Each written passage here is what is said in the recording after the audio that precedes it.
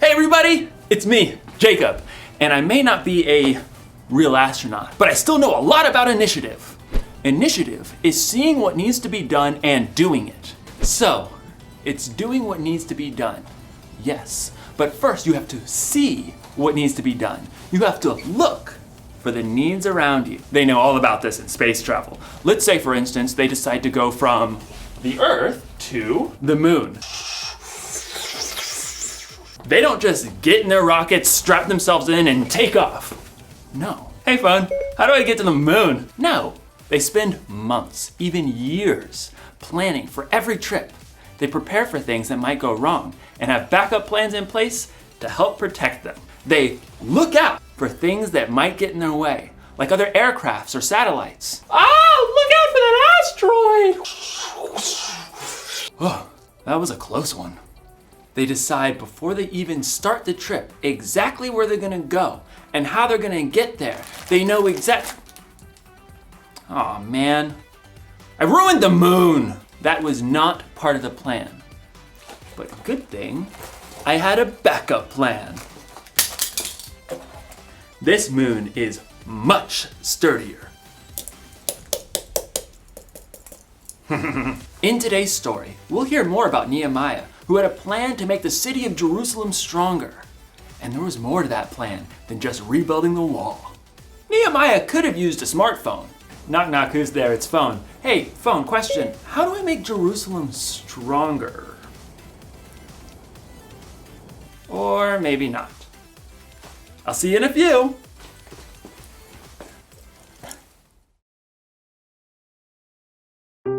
The Bible. It's 66 books of history, stories, letters, and poetry that fit together to form God's one big story.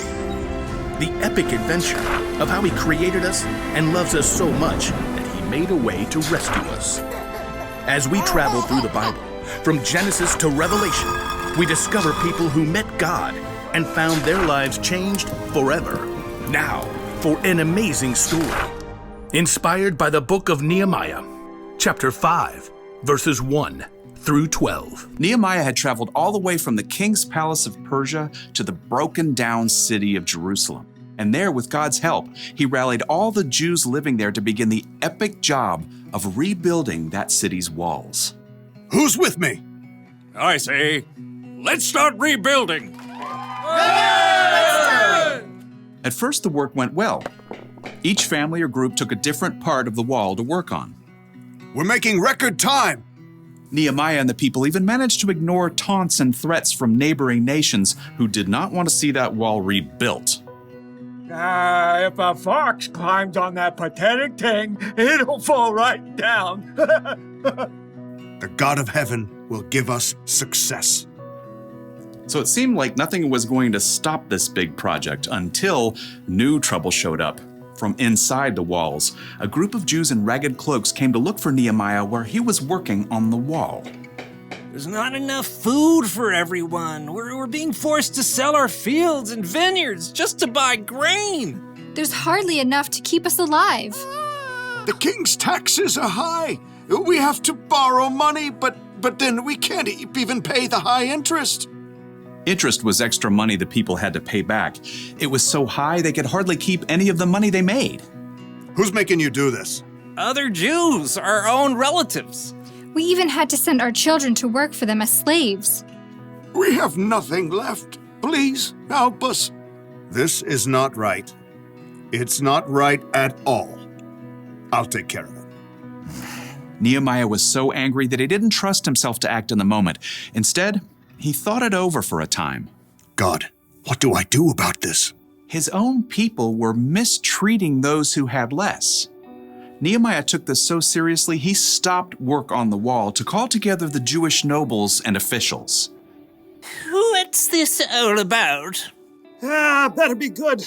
Making us lose all this work time. It's not good. It's bad. You're charging your own people interest. It's not like it's that much. I mean, we can't loan money for free, right? Do you have to ask me this? Think about it. Many Jewish people were sold as slaves to other nations, and we had to buy them back and bring them home. Now, you're charging so much interest, they are forced to become slaves again. Oh. No one could argue with Nehemiah. They listened quietly to his next words. What you're doing is not right. We have to show respect for God.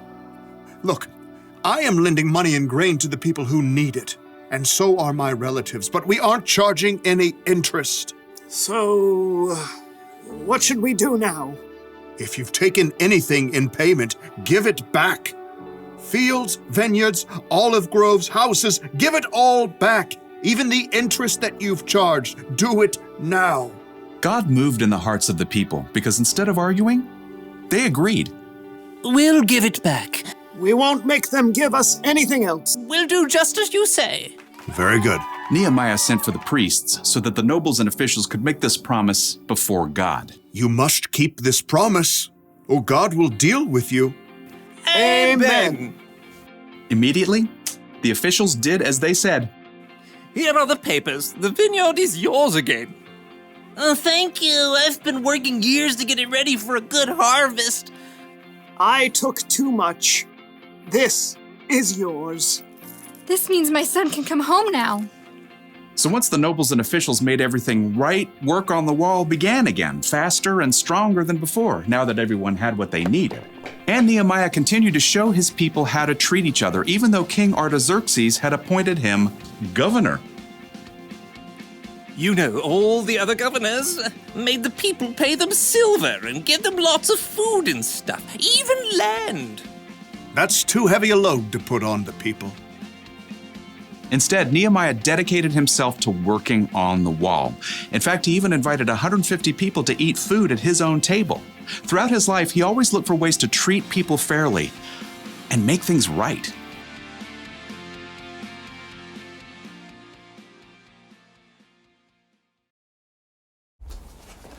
The city of Jerusalem was in trouble because the walls had been broken down. But that wasn't the only thing that was broken.